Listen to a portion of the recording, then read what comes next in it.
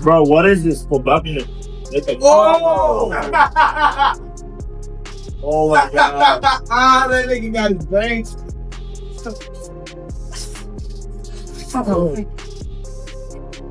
And the thing that I really appreciate about Tank is he's a dog. That kind of that what he just said. You can put them earmuffs up and go at it.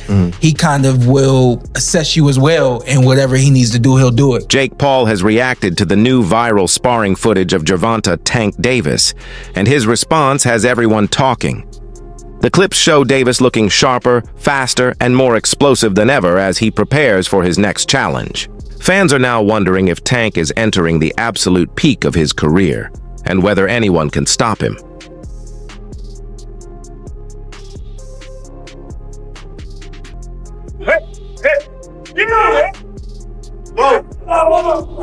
Davis has dominated the lighter divisions, usually fighting between 133 and 135 pounds, and never officially weighing above 140 in a pro bout. Jake Paul, on the other hand, is a natural cruiserweight who competes around 200 pounds.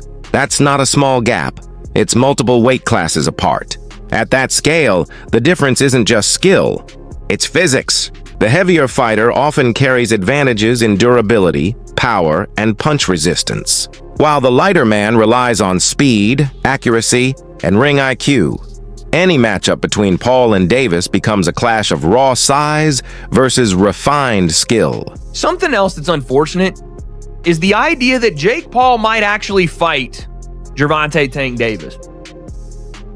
This can't be real. When it came up a couple of months ago, I was like, you know what? I'm not even going to cover this because there's no way it's real. There's no way they're really going to do that because it makes no sense. Why would you do that for him? Outside of it, like, okay, you can look at it like an exhibition, which it will be, and we'll take a look at some of the rule set for it. But Gervonta Davis is one of, if not the best, biggest names at 135 pounds and is an active in his prime fighter. I don't want to hear the similar to Floyd and Logan thing because at that point, Floyd was retired. Floyd had done all he needed to do in the sport. Tank is still in his prime, still has multiple high-level opponents that he needs to fight. And you can say, oh, you know, the Jake would be a one-off. Side quest. That's fine, but that just tells me that Tank doesn't care about being a high-level champion in the sport anymore. Carmel Moten recently reflected on sparring with Davis when he was just 15 or 16 years old. Nervous at first, Moten said the session turned into a chess match, a test of timing, movement, and counter-punching rather than raw power. Davis, he recalled, wasn't trying to knock him out, but instead worked on angles and rhythm. Moten described it as fun and educational, a session that challenged him and revealed how much strategy went into Tank's style, even at that young age. What was it like when you sparred him? I know you sparred Tank early on. Yeah. What was that experience like? Like, replay that experience for me. Like, you coming out of it, what was your thought? Yeah, I was nervous at first. I think I was 15 at the time we sparred, so he wasn't really like trying to knock me out or nothing like that. But we was going like, he was using the speed on me. Like, we was both like going speed for speed, and it was great. It was like a chess match. Did you understand in that moment like why he is who he is? Yeah, I seen why he's able to beat these guys. Then I also seen why I'm so like I got all this hype around me too. Former world champion Shawn Porter defended Davis's decision to take an exhibition bout with Jake Paul, saying critics are missing the bigger picture. For Porter, the fight isn't about legacy, it's about longevity. Boxers have short careers, he explained. They need to secure financial stability while they can. Because it's an exhibition, the rules and safety measures reduce risk while maximizing entertainment. Porter argues that Davis is doing what any smart fighter should, balancing legacy with life after boxing. They're trying to make it safer and, you know, all those sorts of things, but there's still this pureness to boxing that really doesn't exist in sports anymore, but it's still there with boxing. I think that's why people have such a problem with this kind of move from Tank Davis. Is it more the heart? How do you guys feel being boxers? Man, like, once you hear the numbers, I'm like, they're talking, like, I don't know the official one. They're talking about like 100 mil. Oh, damn. they're talking about these insane numbers. Like I'm gonna be like, don't take that. I'm not gonna tell another man not to take that type of check, especially for something like that. It's not on your official record. It's an exhibition. I'm not gonna lie here and act like I'm not gonna say yes to 100 million or something like that. But I do see exactly what you're saying about the essence of boxing. I wish they would kind of separate a little more, because exhibitions have always been a thing. There's always been an argument. Right. But they're just selling it like a real fight almost. Right. So I think that maybe if we could create a better like distinction, more of a difference. Right. There might be less hate on it, but at the end of the day, man, I'm not gonna tell Tank not to take that fight. And I said this last year. I said, create a influencer title. And let those guys fight over there in the influencer world. They can live the world and the life of I'm a world champion without having to do something like this. Now, the issue for this that I have is you have a legitimate 135-pound champion fighter getting in the ring with a 190-pound guy, whatever it is that Jake Paul is at. So now we already let's really answer this thing. Still, many purists believe the huge size disparity makes the fight more spectacle than sport. Promoters seem aware of this, setting conditions like a 195-pound catch weight, oversized gloves, and exhibition status to ensure safety.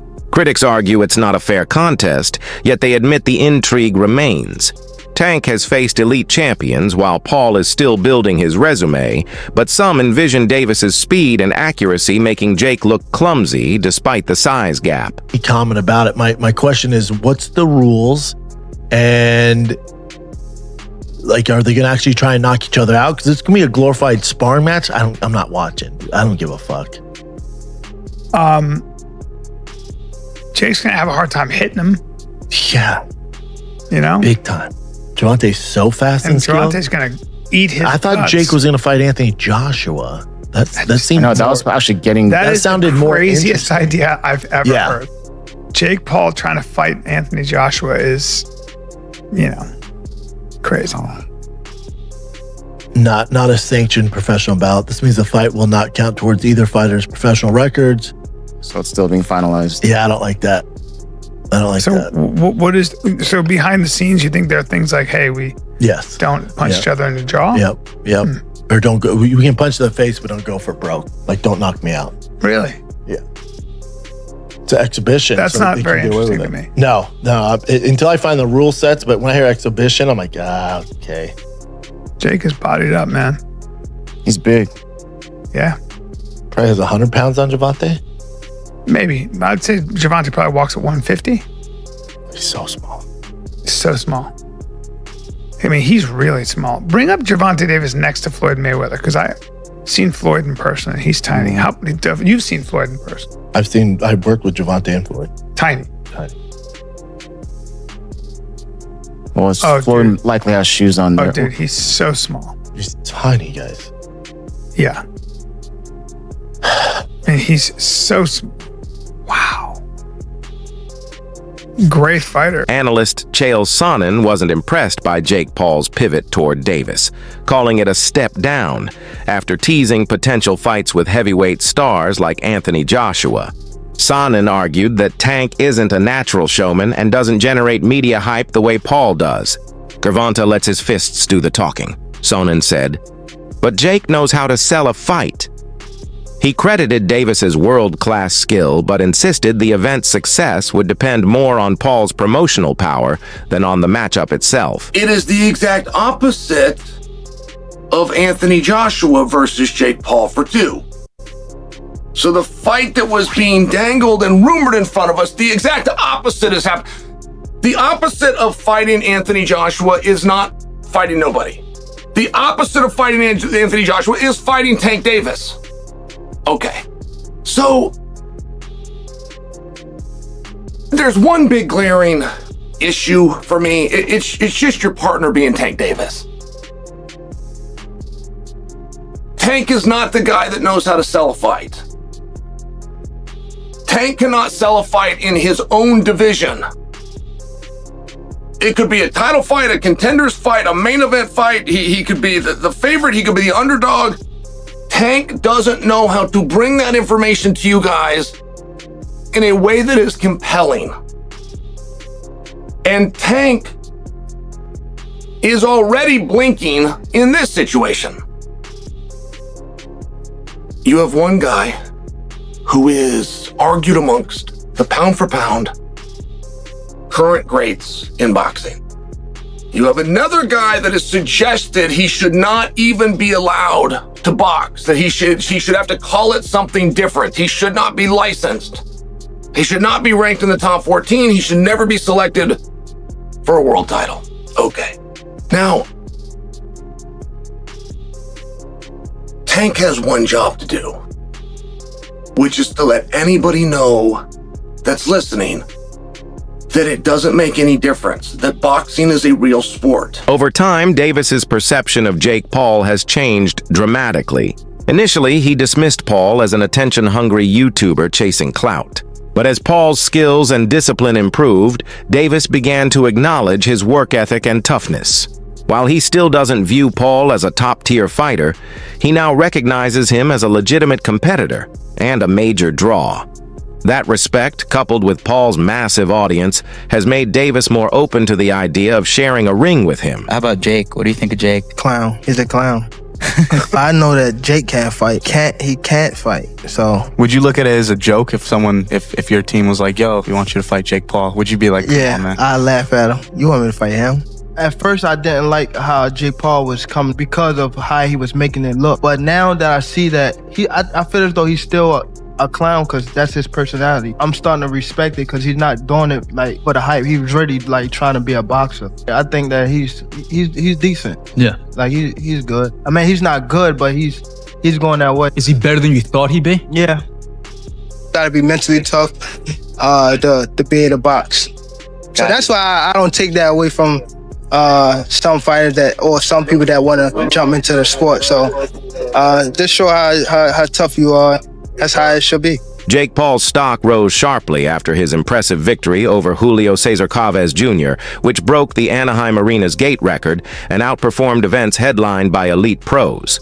The win also earned him newfound respect from boxing legends. Oscar De La Hoya praised Paul's progression, while Manny Pacquiao admitted his commitment can no longer be questioned. Analysts highlighted his composure, improved defense, and command of the ring, evidence that Jake Paul is evolving from entertainer to serious contender. Canelo Alvarez fought Julio Cesar Chavez Jr. We promoted that fight many years ago.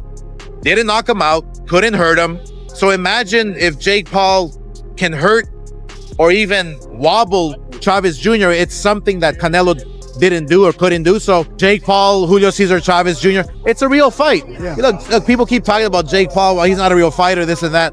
Well, he's fighting a real fighter now in Julio Cesar Chavez Jr. It's going to be a good test for both guys. Obviously, Jake Paul, he's a masterclass promoter in what he does. He's been doing some great things. I mean, Mike Tyson, 60 million people, fighting Julio Cesar Chavez Jr., who, when he trains, when he gets in shape, when he's focused, he will be dangerous for anybody. Look, Canelo Alvarez fought Julio Cesar Chavez Jr.